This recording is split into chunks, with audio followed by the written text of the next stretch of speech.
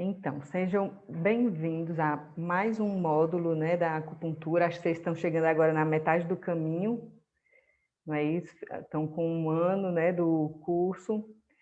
E hoje a gente vai conversar sobre as bases neurofisiológicas da acupuntura. Então, dentro da medicina chinesa, existem algumas ferramentas, né, que a gente pode utilizar. A acupuntura é uma delas, né? Então, os órgãos internos, 5 elementos, né, o Zhang Fu, o raciocínio da medicina chinesa, né, uma ferramenta que é muito útil no diagnóstico. Farmacoterapia, dietoterapia chinesa, o Tai Chi Chuan, ventosa, gua sha, moxa, né? Então, existem várias técnicas dentro da medicina chinesa. A acupuntura é uma delas e hoje a gente vai falar mais voltado para o agulhamento, né, para a acupuntura em si. Então, a acupuntura é um método terapêutico que consiste na aplicação de agulhas através da pele em determinados pontos do corpo, a fim de obter, né, resultados, efeitos como analgesia, redução da inflamação, melhora da regulação, né, da autorregulação dos órgãos internos, né, das funções internas, melhora da imunidade. Então, a gente consegue promover saúde, promover bem-estar através da acupuntura, né? Através do agulhamento de pontos específicos do corpo. A gente vai conversar hoje dessa parte mais moderna, né, dos estudos científicos, da comprovação científica, mas a gente sempre associa com o raciocínio da medicina tradicional chinesa, né? A gente usa a tradição, a gente usa os meridianos, o raciocínio dos 5 elementos, do Zhang Fu, para fazer um diagnóstico, e usa também técnicas modernas, né, como a acupuntura neurofuncional, né, que a gente vai agulhar pontos. A gente está na neurofuncional, a gente está procurando nervo, né? Acho que vocês talvez já tenham me visto agulhando na prática, a gente pegando o acessório, a gente não está aqui procurando, né, na neurofuncional, ponto de acupuntura, né? É mesmo procurando a inervação. E aí, de acordo com o paciente, né? De acordo com a demanda do paciente, você vai unindo essas duas abordagens e usar as ferramentas que são mais interessantes para aquele caso, né? Sempre unindo, né? Sempre associando a tradição com a modernidade. Os objetivos dessa aula, né? Vocês vão pegar aí os conceitos básicos de anatomofisiologia que se relacionam, né, com o mecanismo da acupuntura.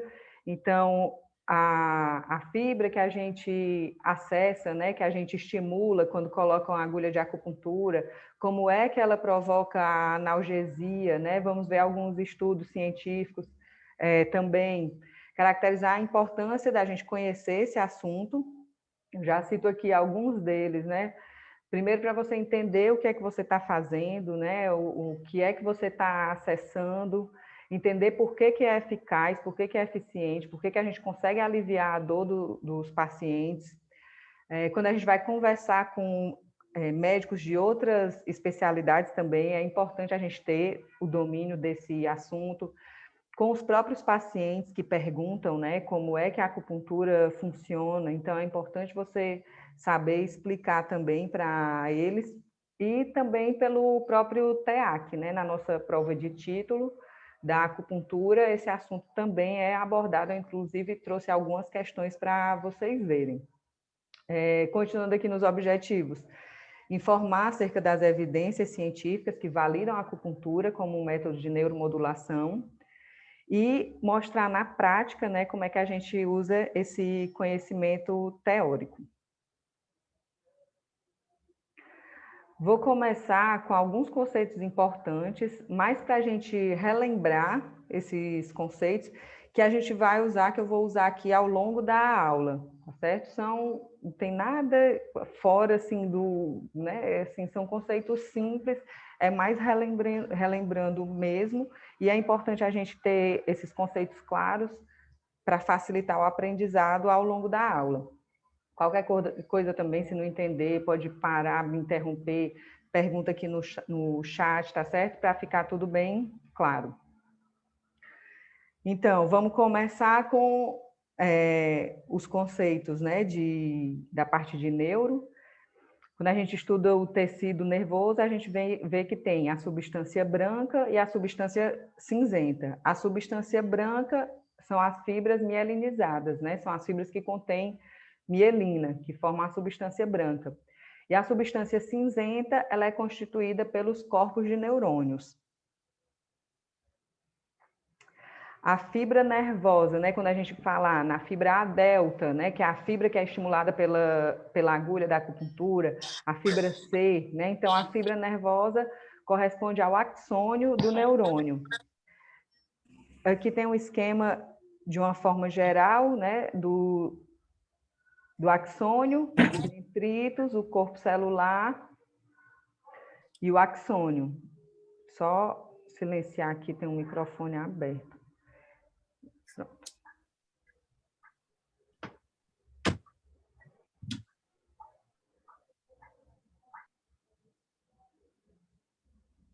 Pronto. Então, a fibra nervosa corresponde ao axônio do neurônio. O nervo é um conjunto de fibras nervosas fora do sistema nervoso central. Então, quando a gente fala, né, que quando vai agulhar o PC6, a gente acessa o nervo mediano, né? Então, o nervo é esse conjunto de fibras nervosas fora do sistema nervoso central. Um trato, né? A gente viu a fibra, o nervo, agora o trato. O trato é um feixe de fibras nervosas que tem aproximadamente a mesma origem, o mesmo destino e a mesma função dentro do sistema nervoso central, tá certo? Então, feixe de fibras nervosas dentro do sistema nervoso central. Já aqui como exemplo, que a gente vai falar, né, quando estiver conversando sobre mecanismo de ação da acupuntura, por exemplo, do trato espinotalâmico. Vocês estão vendo aqui na imagem o mouse, a seta passando. Então, uma das fibras de dor, que é justamente a fibra A delta, ela capta informação na periferia, leva até a medula e da medula vai subir para o tálamo. Sobe pelo trato espinotalâmico, certo? Então, o trato é um feixe de fibras nervosas dentro do sistema nervoso central. E elas vão ter aproximadamente mesma origem, mesmo destino, mesma função. Um núcleo é uma massa de substância cinzenta dentro da substância branca. Quando a gente estiver também, né, vendo o mecanismo de ação da acupuntura, a gente vai ver, por exemplo, o núcleo magno da RAF, tá certo? Que é importante na via inibitória da dor. Então, núcleo, massa de substância cinzenta dentro da substância branca. Um gânglio é um conjunto de corpos de neurônios fora do sistema nervoso central, tá certo? Aqui, gânglios, né, nos nervos espinhais. Então, conjunto de corpos de neurônios fora do sistema nervoso central. Um funículo, o termo significa cordão, e ele é usado para descrever a substância branca da medula, tá certo? Um funículo contém vários tratos, né? Substância branca contém as fibras mielinizadas.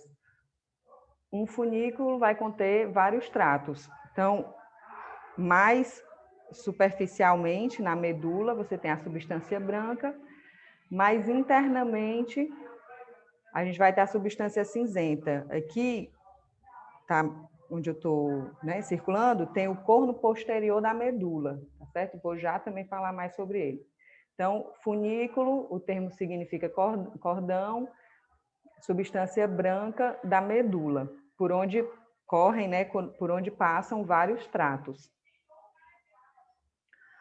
O córtex é a substância cinzenta que se dispõe em uma camada fina na superfície do cérebro e do cerebelo, tá certo? Aqui é o contrário, né? No cérebro a substância branca é mais interna e a substância cinzenta é mais superficial.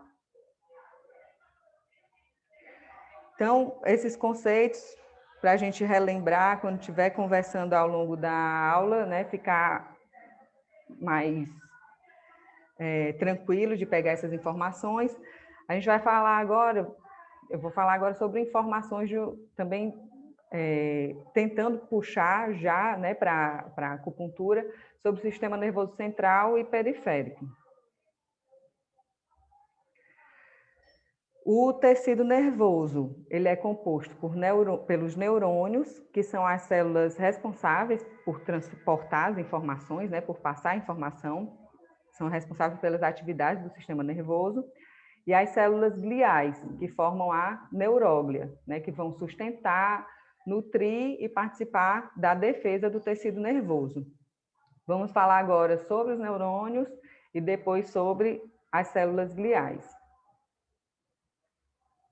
Então, aqui é uma imagem de um neurônio, acho que bem básico, né? Assim, os dendritos, aqui chegando no corpo celular, né? Dentro do corpo celular tem o núcleo, e um axônio mielinizado.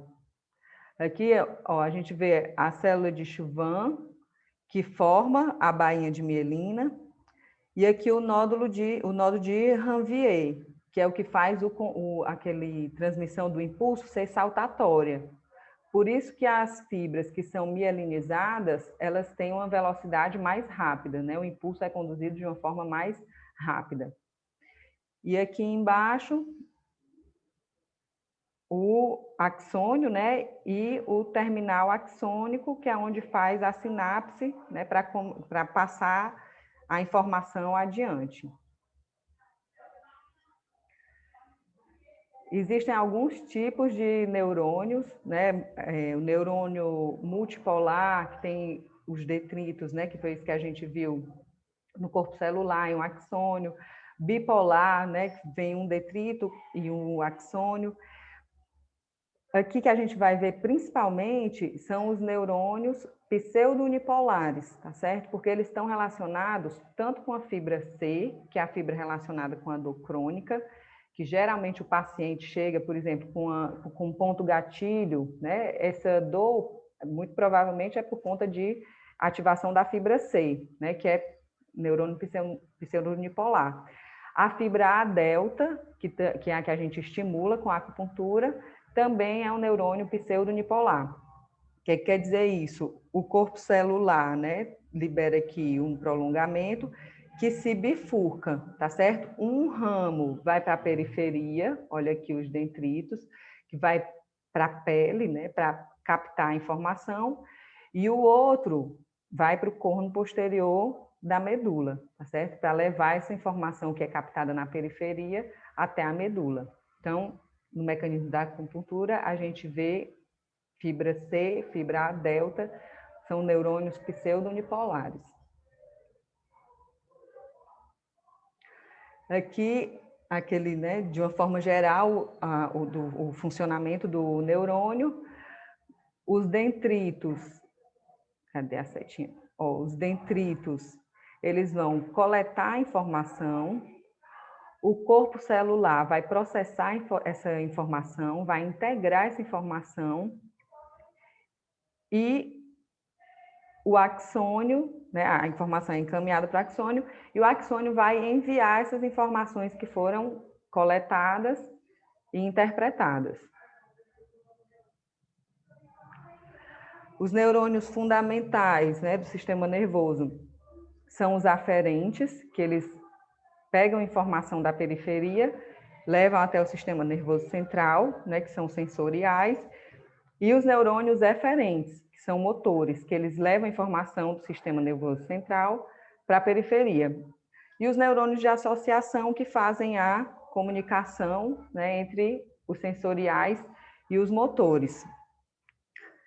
Que no esquema, né, os neurônios sensoriais trazem informação ao sistema nervoso central. Olha aqui, ó, na pele, né, o neurônio pseudo-unipolar Os neurônios motores, que enviam mensagens do cérebro e da medula para os músculos, né, para a periferia, e os interneurônios, que associam a atividade sensorial e motora. Mais uma vez, nas estruturas envolvidas, né, no mecanismo da acupuntura, de fibra nervosa, a gente vai estudar a fibra A delta e a fibra C, tá certo? Que são fibras aferentes. A fibra C relacionada com as dores crônicas e a fibra A delta é a fibra que a gente estimula com a agulha da acupuntura. As duas, né, têm terminações nervosas livres na pele, tá certo? É como elas captam essa informação. Aí aqui algumas diferenças, tá certo? Importantes. Na fibra A delta, ela tem mielina, né? A fibra A delta é mielinizada. As células de Schwann formam uma bainha de mielina. A fibra C, ela não é mielinizada, tá certo? Então, a fibra A delta, ela é mais rápida do que a fibra C. A fibra A delta, ela responde a estímulo mecânico de alta intensidade, tá certo? Então, quem vai responder, né, ao agulhamento, né, quem vai captar essa informação, esse estímulo, é a fibra A delta. A fibra C, a gente diz que ela é polimodal. Ela responde a estímulo mecânico, térmico e químico, tá bom? E aqui, ó, mostrando, né, um corte transversal, aqui com a bainha de mielina, e a fibra C, que não é mielinizada. Recapitulando, né? Então, a fibra A delta, ela é uma fibra mielinizada, ela está relacionada com a dor aguda, uma dor bem localizada, rápida, de curta duração. A dor para quando o estímulo para, tá certo? É a sensação de ferroada, né? Aquela sensação da acupuntura, né? Quando a gente está agulhando, acontece pelo estímulo da fibra A delta. Já a fibra C, ela é uma fibra não mielinizada, está relacionada com a dor crônica, a dor lenta, a dor persiste depois que o estímulo cessa, né? E ela está relacionada com o componente emocional, o componente motivacional da dor.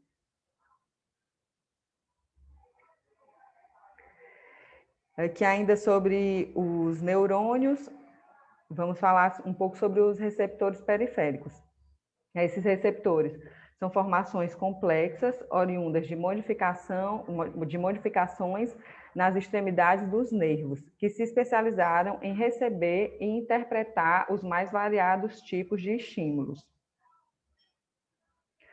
Existem vários tipos de receptores, né, especializados em receber estímulos diferentes. A gente vai falar aqui principalmente dos nociceptores, mas existem os receptores, né, quimiorreceptores relacionados com o olfato, com o paladar, né, fotorreceptores que captam a luz, receptores, né, que captam temperatura, mecanorreceptores e os nociceptores que a gente vai conversar um pouco mais.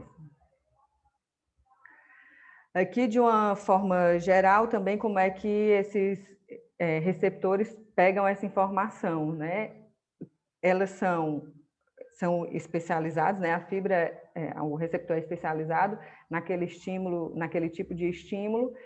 Então, por exemplo, uma terminação nervosa livre na pele, aqui nesse primeiro neurônio, é capaz de captar um estímulo pelo frio, vai gerar um potencial de ação que vai se propagar para o sistema nervoso central.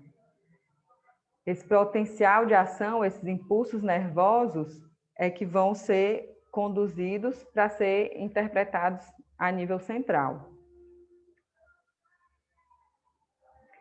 Então, os nociceptores são terminações nervosas livres dos neurônios aferentes primários, né, da fibra A delta e a fibra C, capazes de serem ativados por estímulos intensos que causam lesão tecidual e, consequentemente, causam dor. Eles são encontrados em vários tipos de tecido, principalmente na pele, né? No tecido cutâneo, ele se encontra em maiores proporções.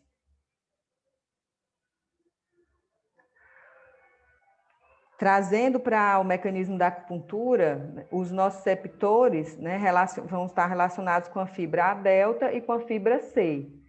A fibra A delta, ela pega os estímulos mecânicos, né, de alta intensidade. A fibra C, que é polimodal, ela pega tanto o estímulo mecânico como o estímulo químico e térmico. E as duas vão levar os receptores, né, os nociceptores, vão gerar esse potencial de ação que vai ser conduzido até o corno posterior da medula.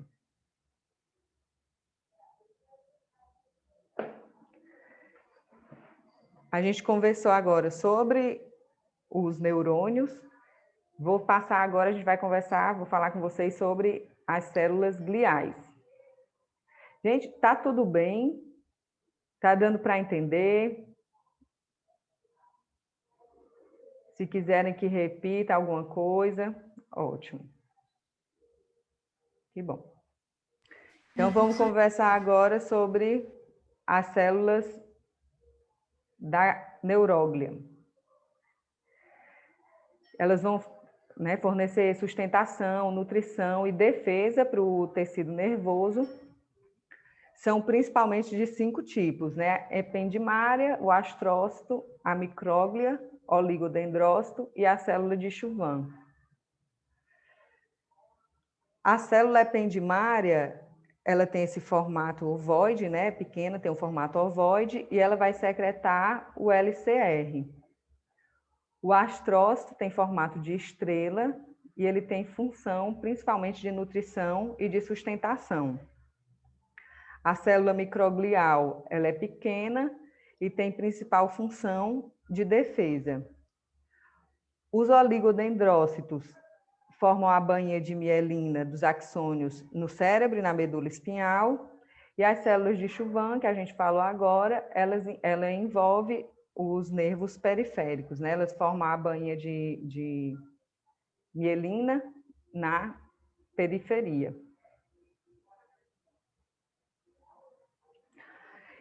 E vou falar agora de algumas divisões do sistema nervoso. Gente, só para vocês saberem, tudo isso que eu estou falando agora também é para ajudar, né, no entendimento desse mecanismo da acupuntura, né? Relembrar esses conceitos para facilitar o entendimento.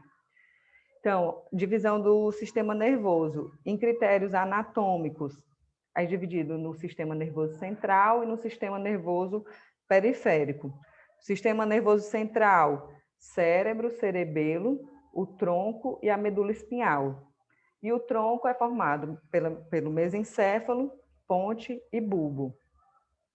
E o sistema nervoso periférico é formado pelos nervos espinhais e cranianos, os gânglios e as terminações nervosas. Aqui nesse esquema, né? O sistema nervoso central é o que está revestido pelo crânio e pelos ossos vertebrais, né? Então, o cérebro, o cerebelo, o tronco e a medula espinhal. E o sistema nervoso periférico é o que conecta o restante do corpo, né? O resto do restante do organismo ao sistema nervoso central. Então, conexões sensoriais, né, e receptores na pele, conexões motoras, né, que fazem o movimento, né, que estão relacionados com os músculos do corpo, conexões do sistema nervoso autônomo, né, que também a gente vai ver que a acupuntura consegue ter uma influência aqui, né, na harmonização dos órgãos e das vísceras.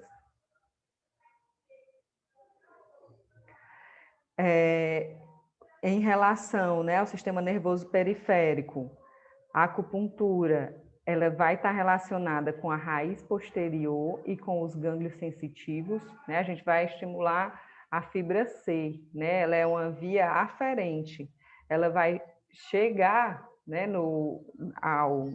à medula pelos gânglios sensitivos, pela raiz posterior. E os nervos cranianos são nervos que fazem conexão com o encéfalo, e a maioria deles se liga ao tronco encefálico, né? E são em número de 12, né? São os pares cranianos.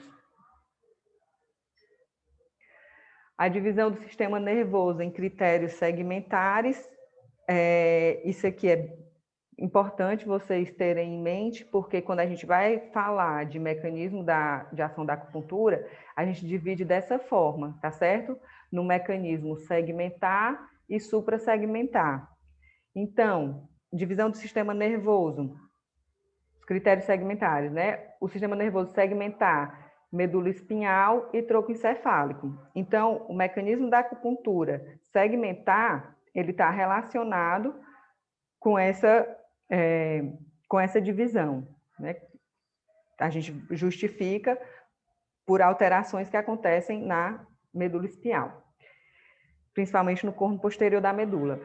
E o sistema nervoso suprassegmentar é o cérebro e cerebelo. Então, quando a gente estiver conversando sobre o mecanismo de ação suprassegmentar da acupuntura, a gente vai ver alterações a nível, né, suprassegmentar, que é a ativação do sistema inibitório descendente da dor. Certo? Isso aqui é importante vocês lembrarem. Sistema nervoso segmentar, medula espinhal, tronco encefálico. Sistema nervoso suprassegmentar, cérebro e cerebelo. Então, suprassegmentar, cérebro e cerebelo. Segmentar, tronco e medula espinhal. Lembrando, né, a acupuntura, especificamente na medula espinhal, ela vai chegar aqui, ó, no corno posterior.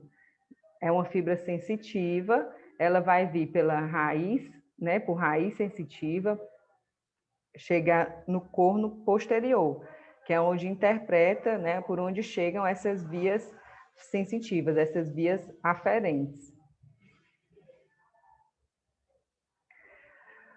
Mais especificamente, a gente vai conversar sobre as lâminas 1, 2 e 5 de Rexed. Essas lâminas no corno posterior da medula estão relacionadas com a acupuntura, por quê? A fibra A delta, né, que a gente estimula com a agulha de acupuntura, ela chega principalmente aqui na lâmina 1. A fibra C, que é a fibra de dor crônica, ela chega preferencialmente na lâmina 5. Entre a lâmina 1 e a lâmina 2, está aqui, ó, a substância gelatinosa.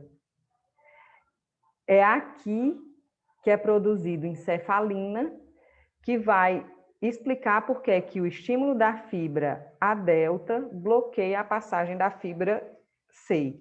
Tá certo? Por que a acupuntura bloqueia a passagem da fibra C? A dor aguda, né, o estímulo de dor aguda, né, a dor rápida, bloqueia a dor crônica. Estou falando hoje, mas a gente vai repetir isso várias vezes, tá certo? Eu costumo, assim, eu gosto de, sempre que posso, né, repetir informação, porque facilita de ir armazenando, né? Então, a fibra A delta, ela é responsável, né, pela captação desse estímulo da acupuntura. Ela vai chegar no corno posterior da medula, principalmente na lâmina 1, e vai estimular na substância gelatinosa a produção de encefalina para bloquear a passagem da fibra C na lâmina 5. Só adiantando, esse é o mecanismo segmentar da acupuntura, que é o mecanismo que acontece a nível medular. Seguindo, né? E a divisão do sistema nervoso por critérios funcionais. Sistema nervoso somático, aferente são os esteroreceptores, eles estão na pele, e os proprioceptores, em músculos e articulações, né, são a via aferente, E a via eferente do sistema nervoso somático é a placa mioneural, né, relacionada com os músculos, com o movimento. E o sistema nervoso visceral aferente são os visceroceptores, né, presentes na víscera, que vão captar as informações. E a via eferente do sistema nervoso visceral é o sistema nervoso autônomo, simpático e parasimpático. E existem fortes evidências que a acupuntura consegue ter benefícios, né, por ter uma influência sobre o sistema nervoso visceral.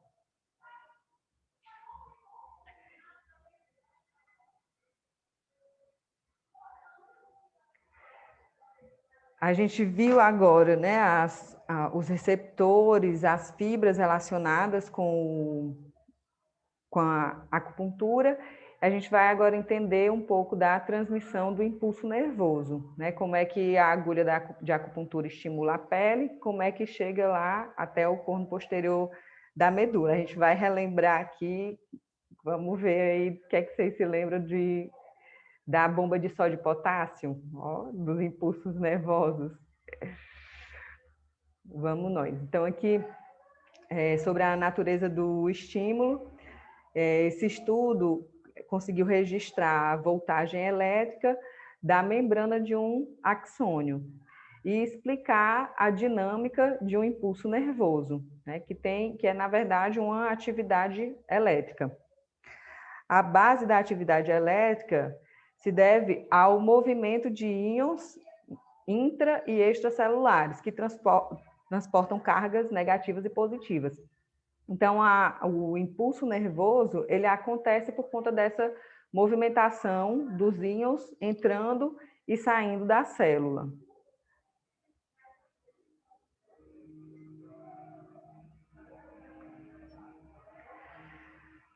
Esse transporte dos íons através da membrana, ele acontece dessa forma, como a membrana funciona como uma barreira parcial, né? Então, é uma membrana semipermeável que permite essa passagem dos íons, né? Essa troca entre o interior e o exterior da célula. Na membrana celular existem as proteínas, né? Os canais, bomba, canal com portão, e a mudança no formato, né? Na conformação dessas proteínas, permitem a passagem ou não, né? Ou bloqueiam a passagem de diversas substâncias, né? Inclusive, nesse caso, os íons. Então, proteínas diferentes possuem canais com tamanhos diferentes que permitem a passagem de vários tipos de substância. Aqui no canal, né, existem os canais abertos, por exemplo, existem canal aberto, né, de potássio, que o potássio ele circula livremente aqui através da membrana. Existem canais com portões, né, o sódio, por exemplo, ele só consegue passar se o portão estiver aberto, né? Se o portão estiver fechado, ele vai impedir a passagem do sódio. E existem as bombas, né? Aqui a de sódio e cloro, né? Tem a bomba de sódio e potássio, que ela coloca um íon para dentro, um tipo de íon para dentro e coloca outro tipo de íon para fora, né? Ela faz uma troca.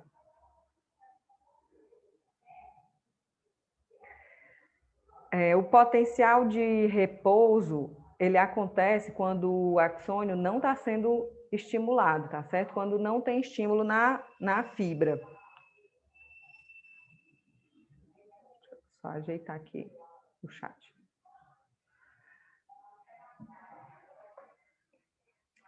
E aí existe uma diferença entre o meio interno e externo da célula, que é de 70 milivolts. Internamente, fica negativo, menos 70. E essa diferença, né, da voltagem, quando o neurônio não está sendo estimulado, é o que se chama de potencial de repouso.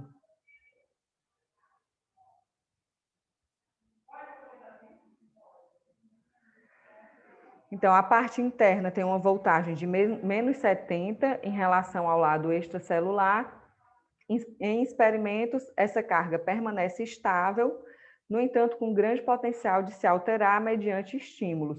Por isso é chamado de potencial de repouso da membrana, né? É uma carga estável, mas ela consegue, né, ser mudada rapidamente e por um tempo breve, que vai originar um potencial de ação.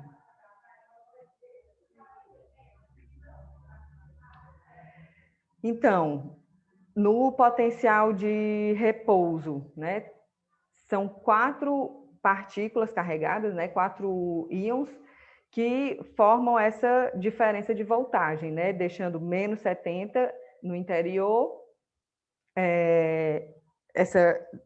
deixando menos 70 no interior.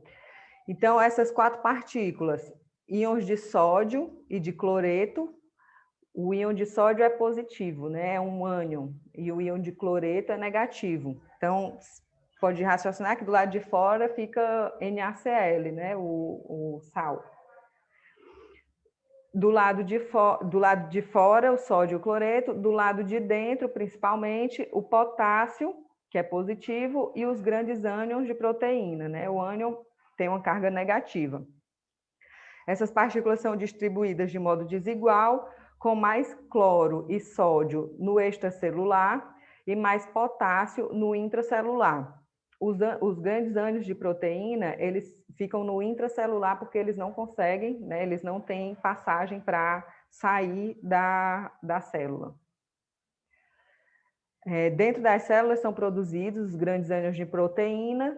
Como não existem canais de membrana por meio dos quais eles possam deixar a célula, eles permanecem no líquido intracelular. A carga deles, né, essa carga negativa, né, dos íons proteína, é suficiente para produzir essa diferença de voltagem, né, transmembrana.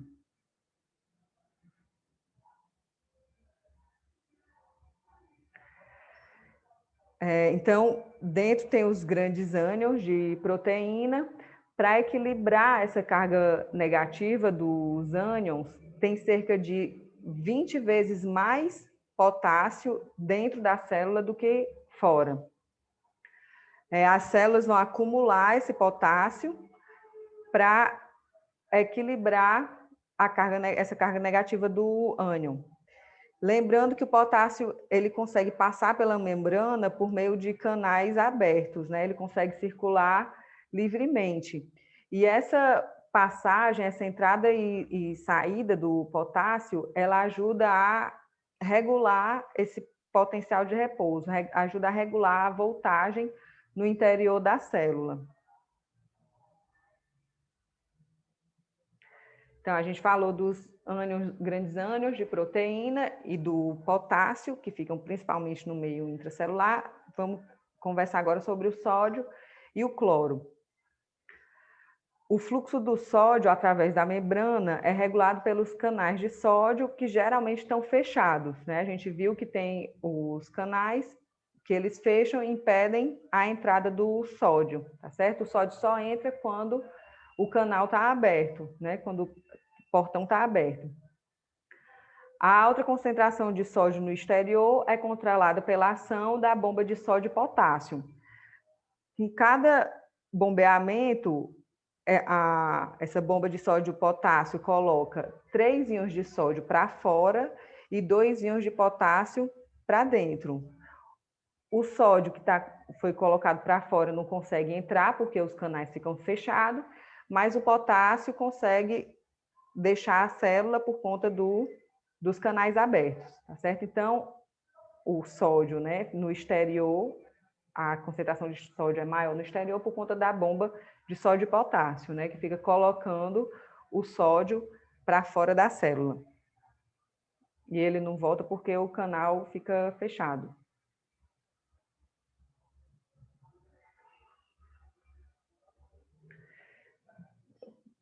Vamos ver esse esquema que ele facilita aqui o entendimento.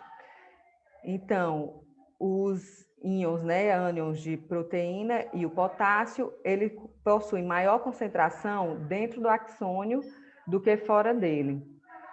Enquanto os íons de cloro e de sódio estão concentrados mais fora do axônio, tá certo? Então, sódio e cloro fora, potássio e os grandes ânions de proteína dentro. Os canais de sódio, eles normalmente ficam fechados para impedir que o sódio entre na célula. A bomba de sódio e potássio, né, troca 3 sódios por 2 potássios. Bota 3 sódios para fora, 2 potássios para dentro. E o potássio é livre para entrar e sair da célula. A distribuição desigual de íons faz com que o interior fique carregado negativamente, né, com essa diferença de menos 70, né, deixando o lado intracelular da membrana com menos 70 milivolts. No estudo, né, o eletrodo registra essa superfície externa, enquanto um outro registra a superfície interna e vê essa diferença de 70 milivolts. Por convenção, o lado extracelular recebe a carga de 0 milivolts e, consequentemente, o lado interior vai ter menos 70, tá certo? Por isso que a gente diz que o potencial de repouso da membrana é de menos 70 milivolts.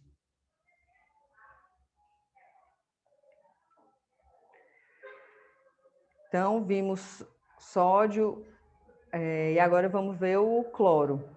O cloro ele também se move por canais de cloro abertos, né? Ele também se move livremente. Só que o equilíbrio, né, de concentração e de voltagem do cloro, né, ele para, né, de um jeito que não quer nem entrar nem sair, ele encontra esse equilíbrio aproximadamente igual ao potencial de repouso da membrana. Por isso que eles não vão contribuir tanto para regular esse potencial, né? Diferente do potássio, que a sua entrada e a saída, ele regula, ele equilibra o potencial de repouso. Existe cerca de 12 vezes mais cloro fora da célula do que dentro.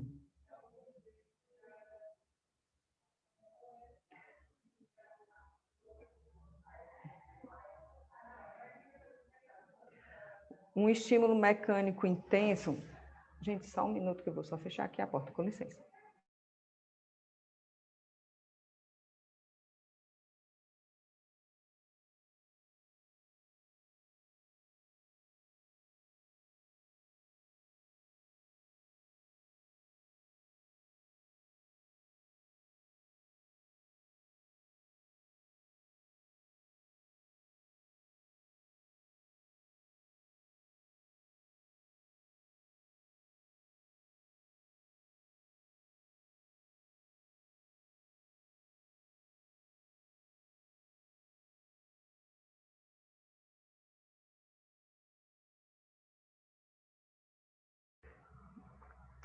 Então, a gente viu o potencial de repouso da membrana.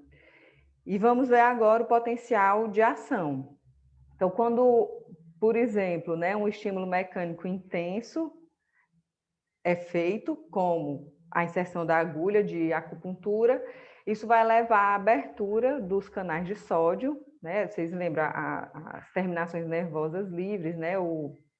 A fibra A delta vai captar esse estímulo e vai levar à abertura dos canais de sódio, promovendo uma alteração breve e intensa na polaridade da membrana. Então, ela vai passar de menos 30 para mais 30, com duração de cerca de 1 milissegundo. Então, o estímulo leva à abertura dos canais de sódio, aqui no potencial de repouso, né, que estava menos 70, o sódio entra na célula, até que ele se torna, né, a polaridade da membrana se torna de mais 30. E essa mudança é o que caracteriza um potencial de ação. Essa mudança da voltagem, ela acontece tanto pela entrada do sódio, como pela saída de potássio.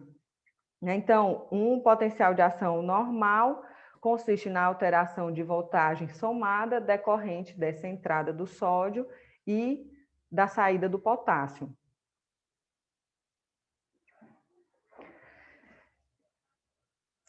Continuando aqui sobre o potencial de ação. Existem canais iônicos, que são os canais sensíveis à voltagem. Eles geralmente estão fechados, eles geralmente são canais de sódio e potássio, e eles geralmente estão fechados, né? Eles ficam fechados durante o potencial de repouso. Quando tem um estímulo que começa a entrar sódio, né, e começa a mudar a voltagem da membrana, esses canais que são sensíveis, né, a essa alteração da voltagem, eles vão se abrir e vai permitir essa passagem do íon. Então, quando começa a entrar o sódio, né, e sair o potássio, esses canais vão perceber, né, eles são sensíveis a essa mudança de voltagem, vão abrir e vão permitir mais ainda a passagem dos íons. Depois que o estímulo passa, né, depois que o potencial de ação passa, esses canais sensíveis à voltagem, eles se fecham e eles entram num período refratário, tá certo? Então, mesmo que um novo estímulo, né, seja dado, ele não vai passar, porque os canais estão nesse período refratário, e também não vai permitir que o estímulo volte, né? Então, o estímulo vai seguir em uma direção, ele não tem como voltar, porque esses canais vão estar fechados. E o impulso nervoso em si, ele pode ser definido como o movimento de um potencial de ação através do axônio. Ele acontece porque um potencial de ação, ele leva a outro potencial de ação na parte adjacente ali do axônio, por conta da abertura dos canais sensíveis à voltagem. Vou repetir. O impulso nervoso ocorre porque cada potencial de ação propaga outro potencial de ação na parte adjacente da membrana do neurônio, pela abertura dos canais sensíveis à voltagem. Ele vai conduzir, né, o impulso ele conduz essa atividade elétrica ao longo da fibra nervosa até chegar ali à sinapse e passar àquela informação que foi captada. Como exemplo, né, vai lá, colocou a agulha de acupuntura, aquele estímulo é suficiente, né, para desencadear um potencial de ação. Esse potencial de ação, ele se propaga ao longo do axônio, ao longo do nervo, vai chegar lá na sinapse, no corno posterior da medula, principalmente na lâmina 1, e ele vai fazer sinapse com o neurônio nociceptivo específico. O neurônio nociceptivo específico, ele vai pegar esse sinal, né, essa informação vinda da fibra delta e vai levar do corno posterior da medula para o tálamo, certo? Formando o trato espino-talâmico.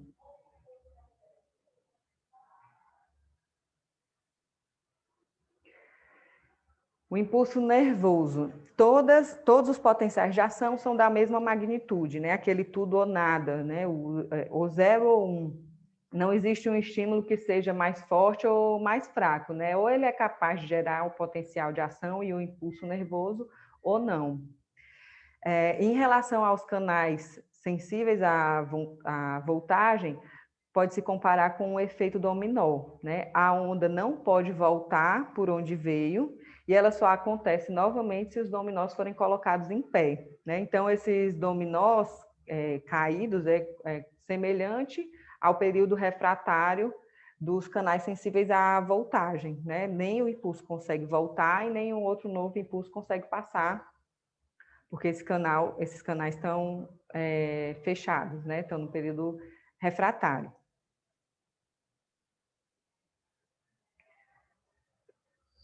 Tudo bem? Sobre o impulso nervoso. Sim, essa imagem do efeito dominó ficou bem interessante. Legal. Gostou? Que bom. Então, é isso, né? O estímulo da agulha de acupuntura, né, capaz de gerar um potencial de ação que vai ser conduzido até o corno posterior da medula e dali para o tálamo. A gente vai falar também, vou falar direitinho, né, dessa via ascendente que a gente usa, né, que a gente estimula na acupuntura. Falando um pouco mais especificamente sobre a sinapse, ela é a unidade processadora de sinais do sistema nervoso, é uma estrutura de contato entre uma célula e outra, através da qual se dá a transmissão de mensagem entre as duas. Existem vários tipos de sinapse, do axônio com o dendrito, do axônio diretamente em vasos. Existem também as sinapses elétricas, as sinapses químicas. A gente vê aqui principalmente as sinapses químicas, né? Que tem a liberação de um neurotransmissor na fenda sináptica, que vai se ligar a um receptor pós-sináptico, gerando, né, um impulso pós-sináptico, né, um potencial pós-sináptico, que pode ser inibitório ou excitatório, dependendo desse neurotransmissor, dependendo desse receptor. Então, as sinapses químicas, né, a sua estrutura tem uma terminação axônica, a fenda sináptica, a membrana pós-sináptica, as vesículas e o neurotransmissor, que fica armazenado e é liberado por essas vesículas. Existem vários tipos de neurotransmissores. A acetilcolina está relacionada com as fibras eferentes, né, fazer um movimento. Epinefrina, norepinefrina, a gente vai ver implicada no mecanismo da acupuntura. Histamina, o GABA, que é tipicamente inibitório, a serotonina, o glutamato, que é tipicamente excitatório, e o impulso, né, a informação, a passagem da informação, ela vai depender desses neurotransmissores e dos receptores, se vai formar um estímulo, né, uma passagem de um estímulo excitatório ou inibitório. A gente vai ver, por exemplo, deixa eu ver se tem um esquema aqui. Eu comentei para vocês, né, que quando a fibra A delta chega até a lâmina 1 no corno posterior da medula, ela vai estimular interneurônios inibitórios. Esses interneurônios inibitórios vão produzir encefalina, né? Interneurônio encefalinético inibitório. Vão produzir encefalina, que vai inibir a subida, né, a passagem da fibra C, tá certo? Então, dependendo do neurotransmissor, dependendo do receptor, o estímulo vai ser excitatório ou inibitório. As etapas da neurotransmissão. Vai acontecer a síntese e o armazenamento do neurotransmissor na terminação axônica, o transporte do neurotransmissor até a membrana sináptica e a liberação em resposta ao potencial de ação.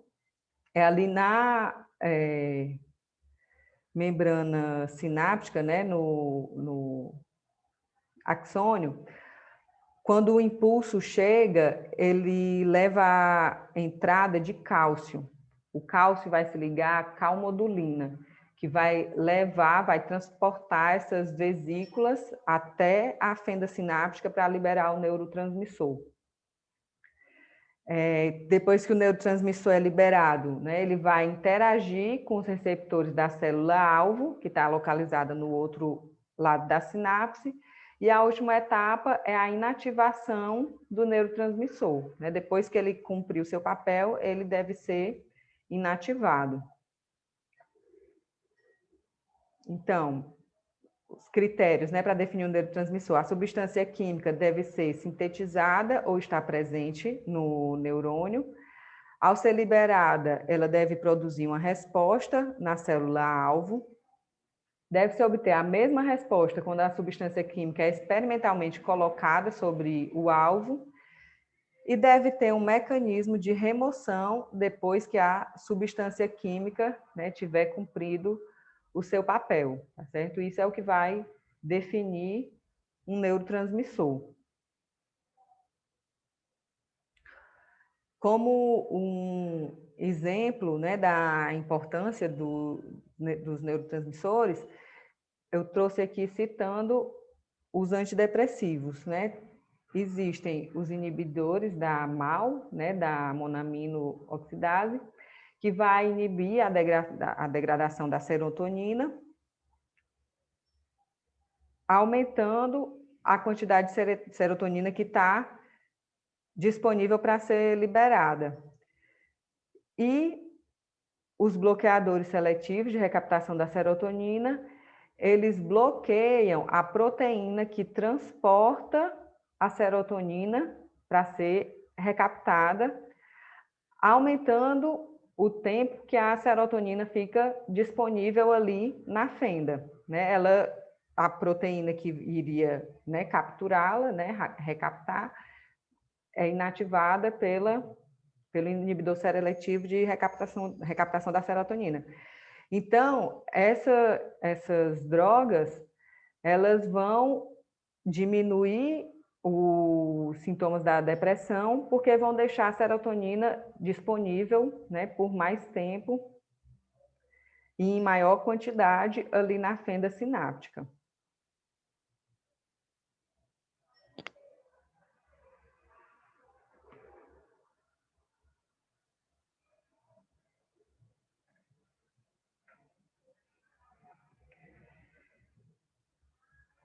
Vou falar agora, a gente vai conversar sobre as estruturas que estão envolvidas no mecanismo de ação da acupuntura.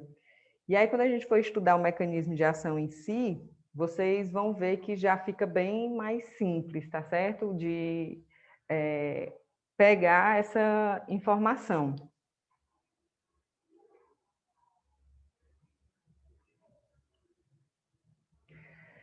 Então, estruturas envolvidas no mecanismo de ação da acupuntura. A gente já falou, a gente já comentou sobre muitas delas. Primeiro, as grandes vias aferentes, tá certo? As vias aferentes que vão captar o estímulo da periferia, principalmente nociceptivo, a fibra C, né, que é a fibra de dor crônica. Geralmente o paciente chega no consultório com dor por conta do estímulo dessa fibra, e a fibra A delta, que é a fibra que a gente estimula com a acupuntura. Aqui ele está mostrando, né, o trajeto relacionado com a fibra A delta, né? Tem um estímulo doloroso, a fibra A delta chega no corno posterior da medula, a informação sobe pelo trato espinotalâmico até o núcleo talâmico ventro-póstero-lateral, e daí vai para o córtex pré-frontal. A gente vai ver direitinho, com calma, essa via aferente. Então, as grandes vias aferentes são aquelas que levam aos centros nervosos suprassegmentares os impulsos nervosos originados nos receptores periféricos. São cadeias neuronais que vão da periferia ao córtex, tá certo? Então, são vias que captam o estímulo da periferia, né? Os receptores periféricos captam o estímulo, e esse estímulo é levado até o córtex, tá certo? Para ser interpretado e gerar uma resposta. As principais vias de dor são a neoespinotalâmica e a paleoespinotalâmica. A neoespinotalâmica foi a que eu acabei de descrever, que ela está relacionada com a fibra A delta, com a dor rápida, né, dor aguda. E a paleoespinotalâmica, ela está relacionada com a fibra C, tá certo? Com com a dor crônica, né, a dor lenta.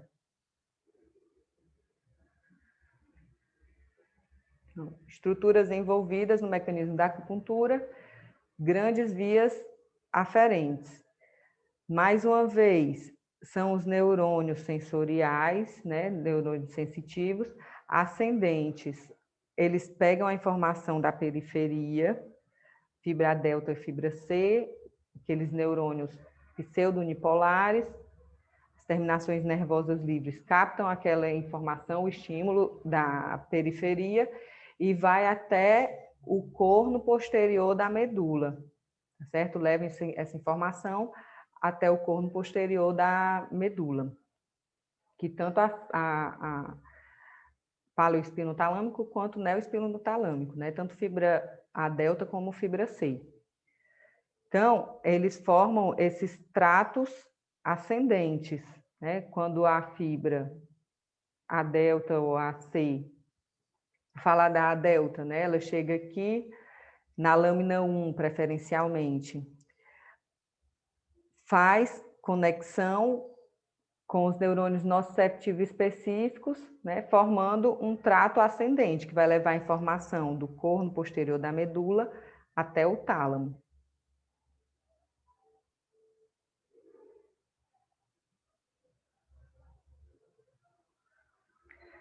Então, a via paleoespinotalâmica está relacionada com a fibra C.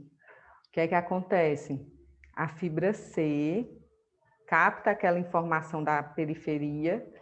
A fibra C, ela é não mielinizada, está relacionada com a dor lenta. As terminações nervosas livres da pele captam estímulo mecânico, químico e térmico, né, são polimodais. Essa informação, né, que a fibra C capta na periferia, chega até o corno posterior da medula, principalmente na lâmina 5 de Hexey. Aqui no corno posterior da medula, a fibra C faz sinapse com neurônios de ampla variação dinâmica. Os neurônios de ampla variação dinâmica formam o trato espino-reticular. Trato porque são fibras, né, com aproximadamente mesma origem, mesmo destino, mesma função, dentro do sistema nervoso central. Então, é um trato que leva a informação do corno posterior da medula até a formação reticular. Então, são os tratos, porque é bilateral, espino-reticulares. Leva a informação até a formação reticular. Da formação reticular, leva a informação para o tálamo e de lá para áreas difusas do córtex, incluindo aqui o sistema límbico. Por isso que a fibra C tem essa relação com o componente emocional, motivacional da dor, está relacionado com a fibra C. Essa é a via da dor lenta, né? No mínimo aqui, são 4 neurônios para essa informação chegar até o córtex. Alguém explica para mim a via paleoespinotalâmica?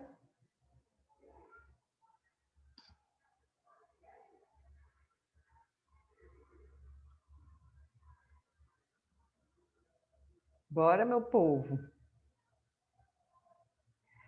Tá dando para entender? Desde a periferia? Desde a periferia. Vamos, eu te ajudo aqui com a seta. Diga O lá. estímulo é interpretado pelas terminações nervosas livres. Esse Isso. estímulo vai ser conduzido por uma fibra amielínica até o corno dorsal da medula. Isso. Que é a fibra C, né? Fibra C. Isso, até o corno posterior da medula. Lembra qual lâmina, principalmente? Isso, na lâmina 5 de Hexey, perfeito. Vai fazer contato com o segundo neurônio. Esse segundo neurônio vai depulsar para a contralateral e vai subir pelo trato anterior até a formação reticular, que é o trato, o trato espino-reticular. reticulares. Isso. Até Ele as é bilateral, né? Aqui do Isso. corno posterior da medula, ele sobe bilateralmente pelo trato espino-reticular até aqui a seta. Até a formação reticular do tronco encefálico. Isso. Parte dessas fibras vão decussar e outra parte não decursa, né? Isso, exatamente. Então, na formação reticular do tronco encefálico, ele faz conexão com outro neurônio. Esse outro neurônio vai levar a informação até o tálamo, os Isso. núcleos interlaminares do VPL, né? Isso. Nos núcleos Ventroposterolaterais. Não, o ventro posterolateral é da via Da neoespinotalâmica. neoespinotalâmica, ok. Isso, que é da fibra A delta, certo? Deixa eu só ver aqui, eu passei. É porque eu comentei lá no. Comentei aqui, né? Não, a gente está vendo a paleoespinotalâmica, daqui a pouco a gente vai ver também bem de um por um da neoespinotalâmica, certo? A paleoespinotalâmica da fibra C, sim. Aí chega aqui no tálamo, nos núcleos intralaminares ou núcleos mediais. E daqui parte para... Cadê? Estava tão bem.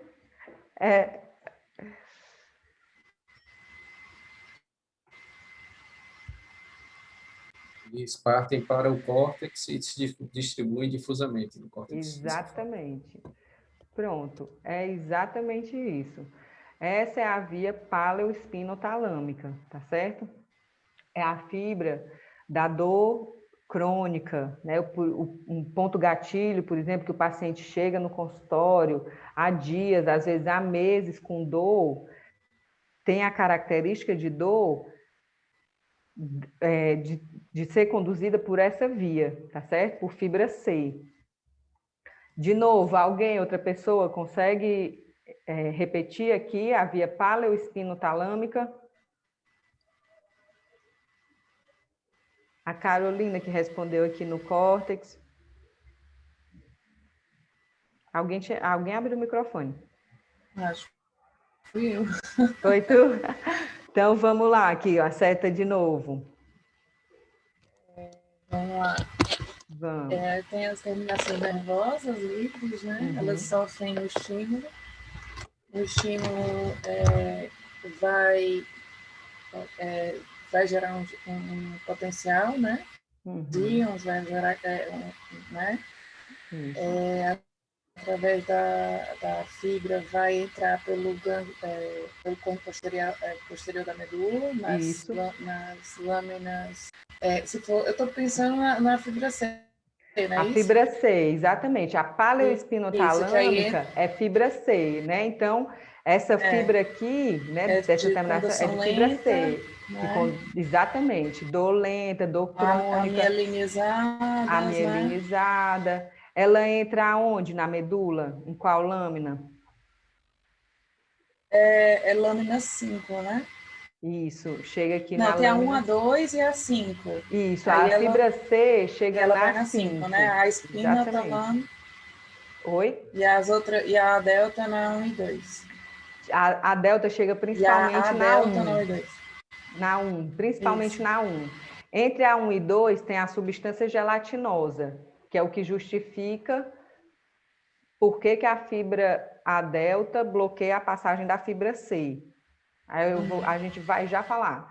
Vamos continuar aqui na paleoespinotalâmica, né? Então, as terminações nervosas livres da pele, da fibra C, captaram aquele estímulo doloroso, né? Um estímulo nocivo, e vai chegar até... lenta, isso, no corpo posterior da medula, principalmente na lâmina 5. Isso. Aí daqui da lâmina 5, ele faz conexão com qual neurônio, vocês lembram?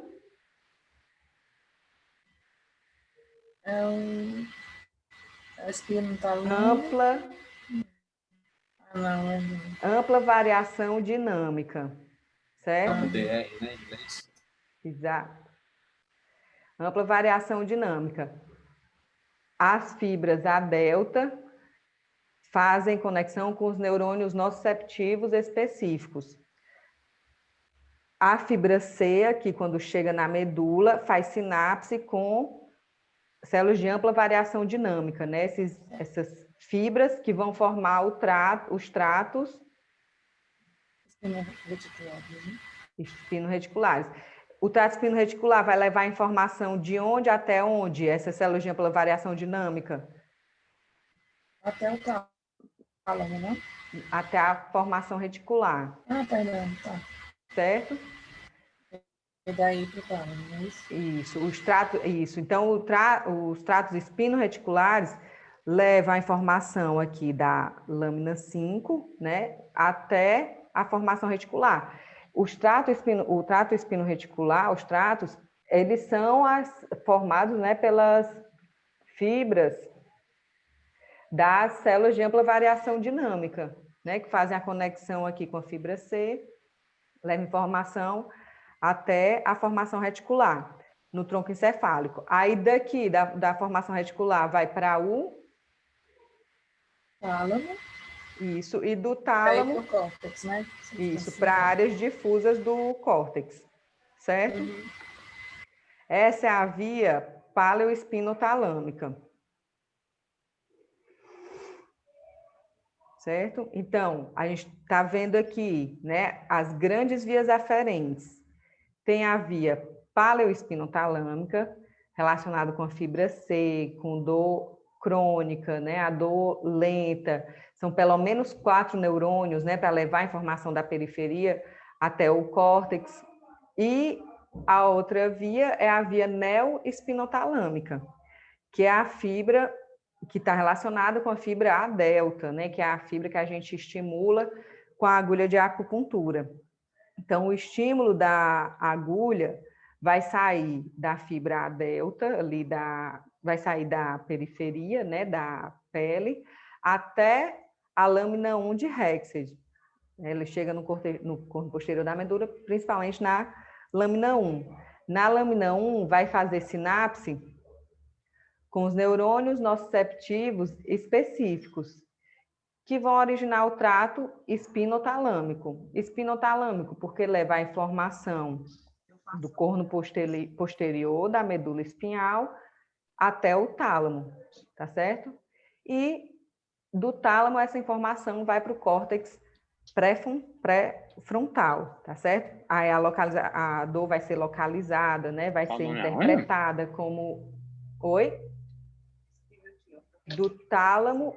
Ixi, tem um microfone aberto. Do tálamo para o córtex pré-frontal. Então, essa é a via da dor rápida, né? A dor cessa quando o estímulo também, né, deixa de ser feito.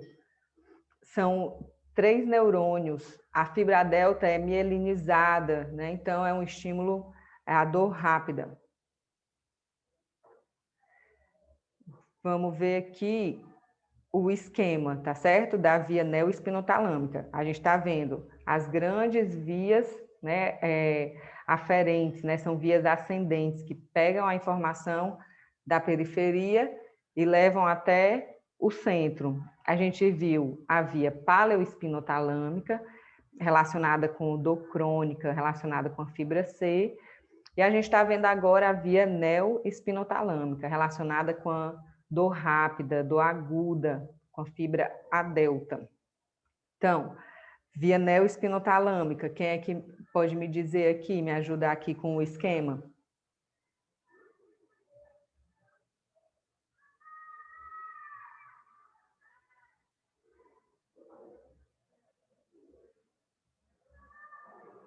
Vamos, meu povo, coragem.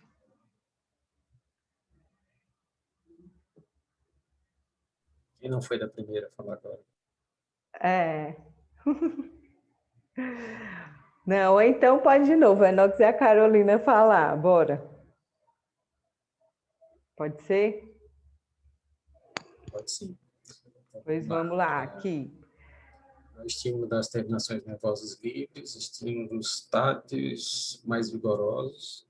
Mecânico de alto intenso, né? Mecânico de alta intensidade. É. A fibra, só assim, a fibra A delta, ela pega o estímulo mecânico de alta intensidade, né, que é o estímulo da agulha de acupuntura. E a fibra C, que é polimodal, que ela pega térmico, químico e mecânico.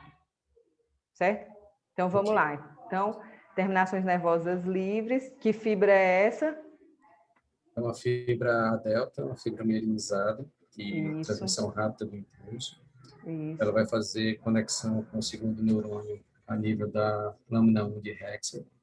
Esse segundo neurônio vai decussar para a contralateral, vai subir pelo trato espinotalâmico lateral até o tálamo, na região do núcleo ventro posterolateral.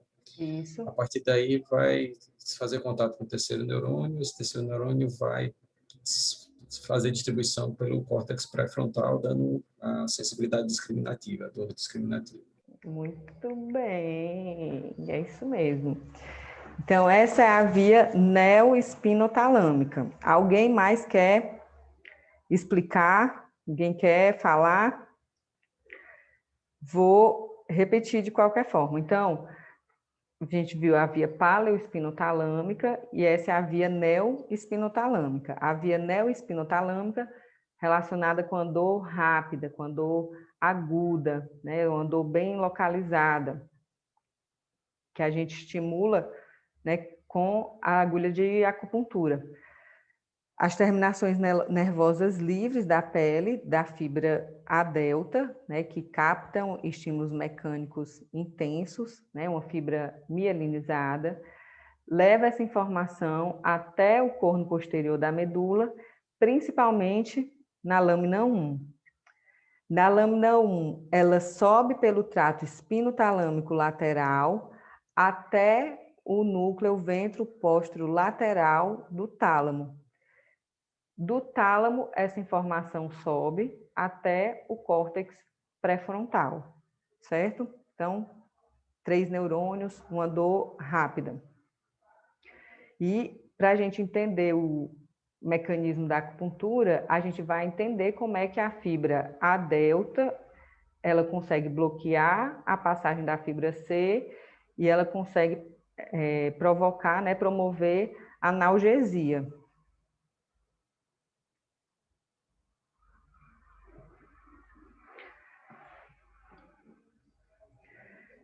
Relembrando, né? Fibra nervosa das grandes vias aferentes, fibra A delta. A delta está relacionada com qual via? Alguém lembra? Paleoespinotalâmico, neoespinotalâmico. Se quiser responder só no chat. Fibra A delta. Neoespinotalâmico. E a fibra C vai ser, então, o paleoespinotalâmico. Fibra A delta, né? Ambas têm terminações nervosas livres na pele, né? Que para captar esses estímulos. Fibra A delta é uma fibra mielinizada, né? As células de Schwann produzindo aqui a bainha de mielina. É uma fibra mais rápida do que a fibra C. Ela vai responder a estímulos mecânicos muito intensos, tá certo? Como a agulhada, né? A agulha da acupuntura. A fibra C é uma fibra amielinizada, ela é considerada uma fibra polimodal, porque ela responde a estímulos mecânicos, térmicos e químicos, tá bom? E aqui na seção transversal a gente vê que a fibra A delta é mielinizada, a fibra C não tem mielina.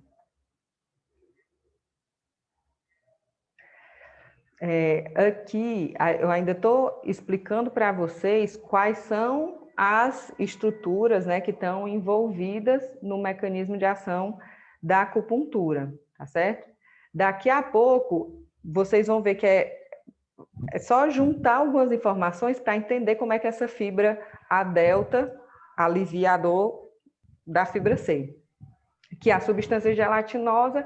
Já falei sobre ela também algumas vezes, né? Hoje, a substância gelatinosa é uma organização complexa localizada no corno posterior da medula, que é entre as lâminas 1 e 2, e que recebe inúmeras fibras sensitivas. Então, ela recebe fibra C, fibra A beta, que está relacionada com o tato, fibra A delta, né? Ela recebe inúmeras fibras sensitivas. Nela funciona o chamado portão da dor, um mecanismo que regula a entrada de impulsos dolorosos no sistema nervoso central. Deixa eu só, acho que tem um microfone aberto.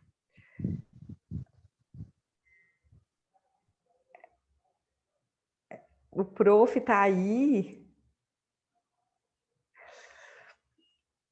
Então, a substância gelatinosa, entre as lâminas 1 e 2, está relacionada com o portão da dor. É o portão da dor que vai justificar, né, que é aquele link que faltava para entender por que é que a fibra A delta, quando chega pela lâmina 1, ela consegue bloquear a passagem da fibra C na lâmina 5, através da substância gelatinosa. A fibra A delta vai estimular os interneurônios da substância gelatinosa a produzir encefalina, que vão inibir, né, que vão fechar a dor, né, por isso que é a teoria do portão da dor, fechar a passagem da fibra C.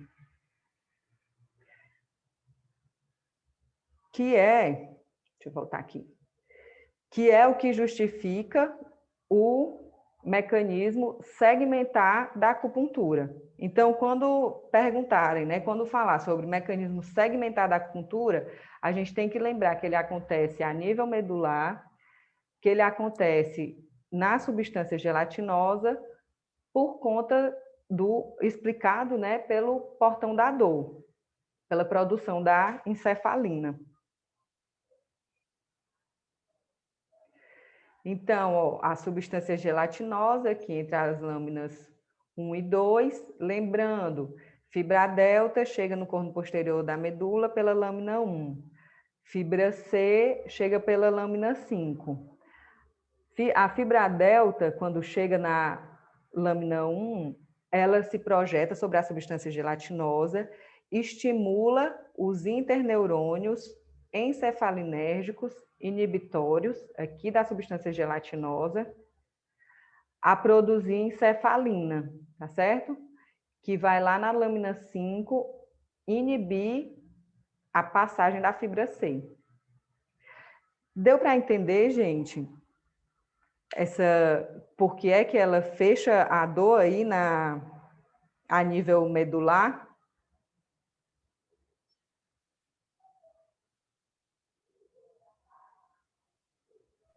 Sim. Sim. Também a pessoa fala 1000 vezes a mesma coisa, 1000 vezes a mesma coisa. Que bom que deu para entender. Então, vamos nós, né? A gente ainda está falando das estruturas, tá certo? Que estão relacionadas com o mecanismo de ação da acupuntura. A formação reticular, né? A gente acabou de ver quando na via ascendente, paleoespinotalâmica, que está relacionada com a fibra C, essa informação ela passa pela formação reticular, tá certo? A formação reticular denomina-se a formação reticular uma agregação relativamente difusa de neurônios de tamanhos e tipos diferentes, separado por uma rede de fibras nervosas que ocupa a parte central do tronco encefálico, parte do diencéfalo e medula. Ela fica principalmente no tronco encefálico e ela tem essa mistura de neurônio com tamanho diferente, ela fica assim um misto entre substância cinzenta e substância branca, tá certo? E tem conexões com cérebro, cerebelo e medula. Tem entre as suas principais funções controle da atividade elétrica cortical, né, os níveis de consciência, regulação do sono e vigília, controle da motricidade, controle do sistema nervoso autônomo, controle neuroendócrino. Então, ela ali a formação reticular, no tronco cefálico, ele faz exerce diversos papéis importantes. A composição, né, que não é exatamente nem substância branca, nem substância cinzenta, sendo, de certo modo, intermediária. Possui vários núcleos, alguns deles de grande importância. Eu coloquei em destaque aqui os que são mais importantes no mecanismo analgésico da acupuntura, que núcleos da RAF, né, principalmente o núcleo magno da RAF, o locus ceruleus e a substância cinzenta periaquedutal. A gente viu agora o mecanismo segmentar da acupuntura, né, que é justificado pela teoria do portão, que acontece a nível medular, no corno dorsal da medula. Quando a gente começa a estudar a formação reticular, o núcleo magno da RAF, locus ceruleus, a gente começa a entender o mecanismo suprassegmentar da acupuntura, né? Vocês se lembram que aquela divisão, né, suprassegmentar, cérebro e cerebelo. Então, esses núcleos, eles são fundamentais na analgesia da acupuntura, tá certo? Núcleo magno da RAF, locus ceruleus, substância cinzenta periaquedutal. O tálamo é uma estrutura formada por um agregado de núcleos e conexões diversas de variadas funções. Sensibilidade, motricidade, emoção e ativação cortical. A gente viu aqui o tálamo, né, nas grandes vias ascendentes. Essas vias sensitivas, né, elas passam pelo tálamo antes de ser a informação passada, né, distribuída para o córtex.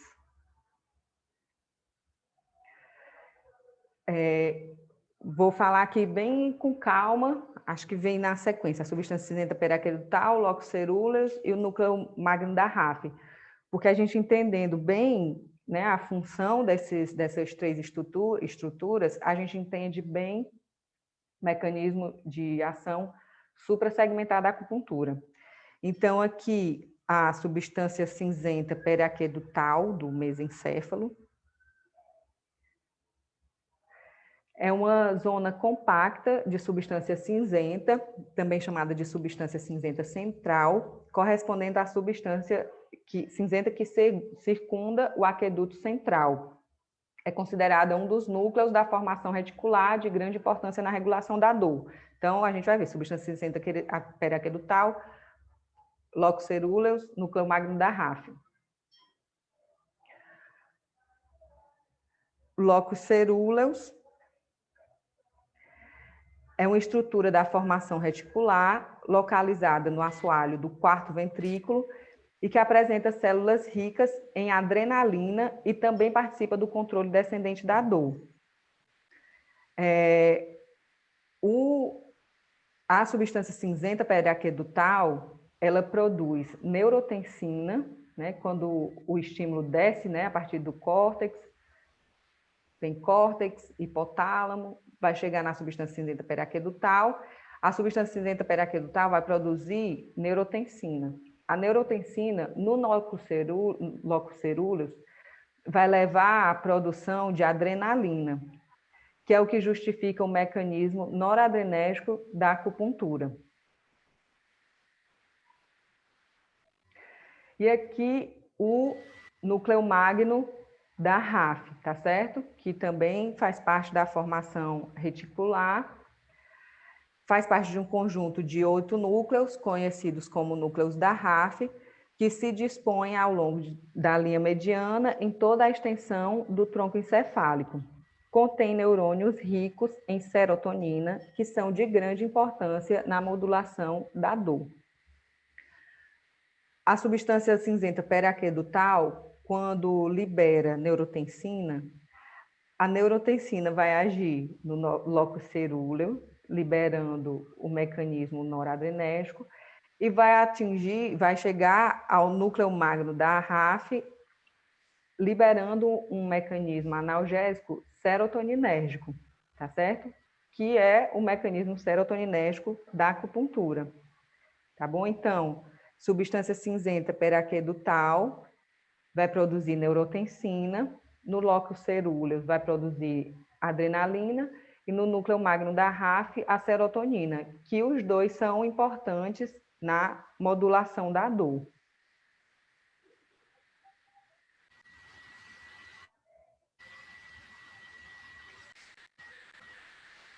Tá tudo bem? Querem que volte alguma coisa? Dá para repetir as 3 estruturas de novo? Repito. Deixa eu subir aqui para... Aquilo, né, que a gente viu, né, o mecanismo segmentar da acupuntura, que foi o que vocês explicaram, que a gente foi conversando. Aqui a gente começa a ver o mecanismo suprassegmentar da acupuntura. Está relacionado com as estruturas suprassegmentares. Então, a gente viu que o estímulo chegou até o córtex pré-frontal, lembra? Pela via neoespinotalâmica, fibra A delta, a informação chega no córtex pré-frontal. Ela desce, eu vou já falar também de um por um.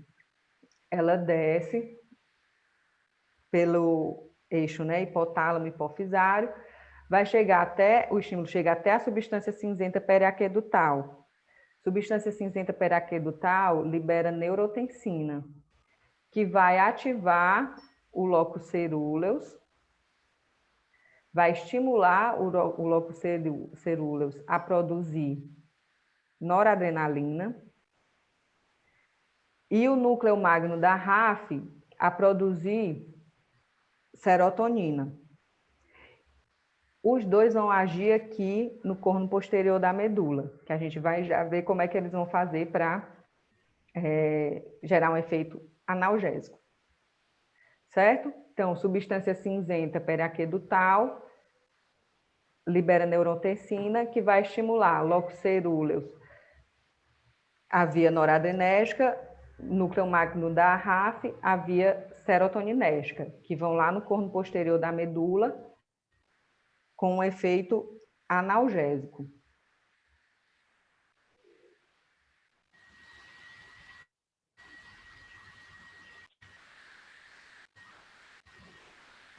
Então, a gente viu, né? As principais estruturas envolvidas nesse mecanismo suprassegmentar são justamente esses 3 núcleos, tá certo? Substância cinzenta periaquedutal, locus cerúleus, núcleo magno da RAF.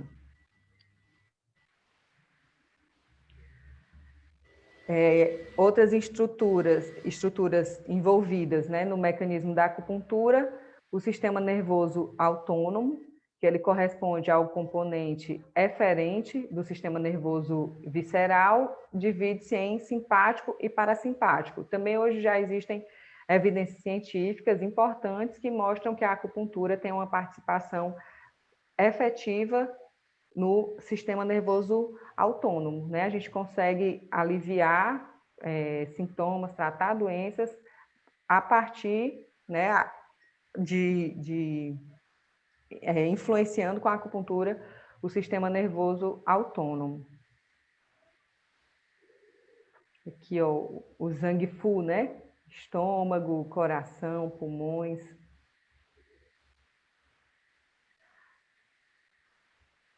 O hipotálamo. Só ver aqui a hora.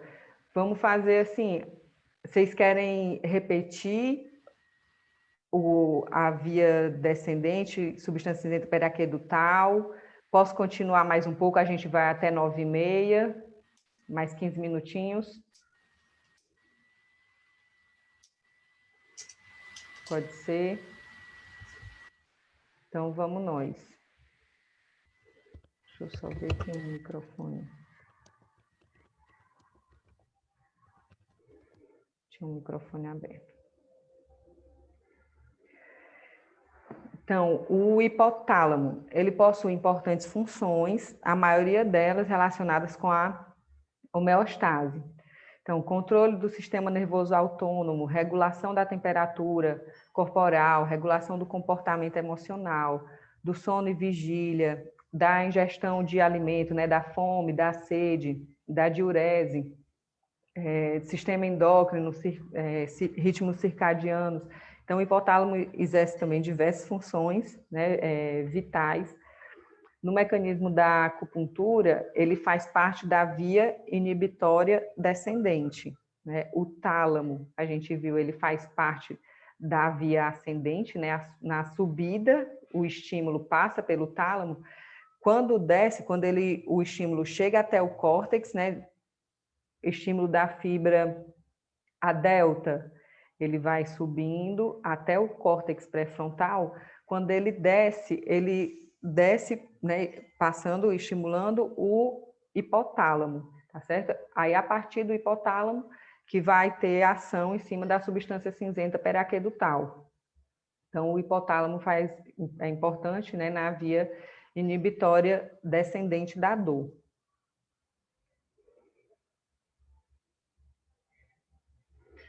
Aqui o hipotálamo, a seta preta, e o sistema límbico também. Aqui o hipocampo, a amígdala, que está relacionado com as emoções. O sistema límbico, complexa estrutura do tronco encefálico, organizada a partir de componentes corticais e subcorticais. Giro do cíngulo, hipocampo, giro parahipocampal, corpo amiloide, núcleos mamilares, núcleos anteriores do tálamo, eles estão relacionados, né, principalmente a fibra C, né, que passa ali pela formação reticular e tem essa relação com o sistema límbico, mostrando o componente emocional e motivacional da dor. O sistema límbico está implicado na regulação das emoções, do sistema nervoso autônomo e dos processos motivacionais essenciais à sobrevivência, como a fome, a sede, libido, além de memória, aprendizado, regulação do sistema endócrino. Ele é ativado na via paleoespinotalâmica, né? A fibra C, por isso que a fibra C tem essa relação com o aspecto emocional da dor.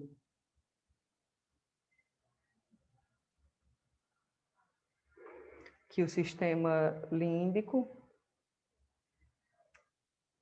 amígdala, hipotálamo, hipocampo, relacionado com as emoções. Acho que, por último, né, a última estrutura, o próprio córtex cerebral, né, que capta e interpreta essas informações e vai gerar uma resposta. Então, o córtex é a substância cinzenta que se dispõe em uma fina camada na superfície do cérebro, formada de corpos de neurônios.